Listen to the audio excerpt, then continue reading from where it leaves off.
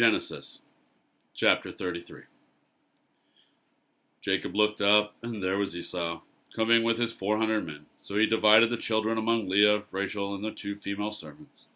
He put the female servants and their children in front, Leah and her children next, and Rachel and Joseph in the rear.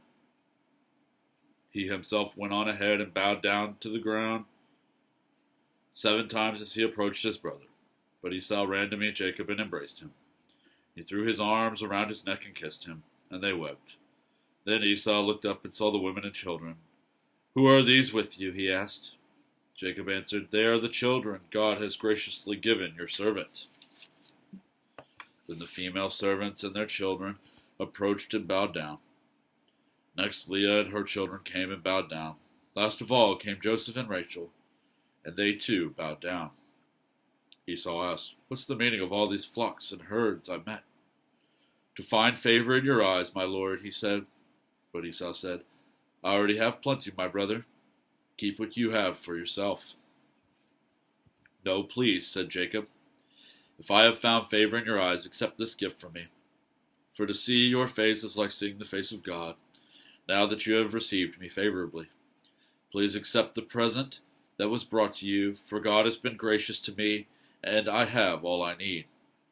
And because Jacob insisted, Esau accepted it. Then Esau said, "Let us be on our way. I'll accompany you." But Jacob said to him, "My lord knows that the children are tender, and that I must care for the ewes and cows that are nursing their young. If they are driven hard just one day, all the animals will die. So let my lord go on ahead of his servant, while I move along slowly at the pace of the flocks and herds before me, and the pace of the children, until I come to my lord in Seir." Esau said, "Then let me leave some of my men with you." "But why do that?" Jacob asked. "Just let me find favor in the eyes of my lord." So that day Esau started on his way back to Seir. Jacob, however, went to Succoth, where he built a place for himself and made shelters for his livestock. That is why the place is called Succoth.